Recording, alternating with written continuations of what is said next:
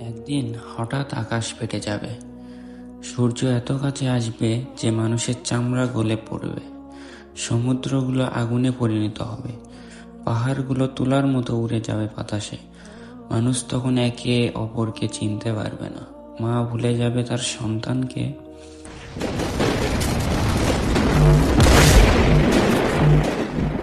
ভাই ভুলে যাবে তার ভাইকে। সবাই শুধু বলবে আমার কি হবে আজ। হিসাবের ময়দানে মানুষ দাঁড়িয়ে থাকবে নগ্ন ও একা। আল্লাহ বলবেন আজ কারো জন্য কোনো আশ্রয় নেই, শুধু আমার অনুমতিতেই কেউ কথা বলবে। যারা দুনিয়ায় নামাজ ছাড়ত, গীবত করত, অন্যর হক খেত, তাদের মুখ অন্ধকারে ঢেকে যাবে। কিন্তু যারা আল্লাহর ভয় মনে রাখত, নামাজ পড়ত, অন্যর ভালো চাইত, তাদের মুখ হবে উজ্জ্বল আলোর মতো। তাদের জন্য আল্লাহ বলবেন তোমরা ভয় পেও না, তোমরা জান্নাতের দিকে চলো।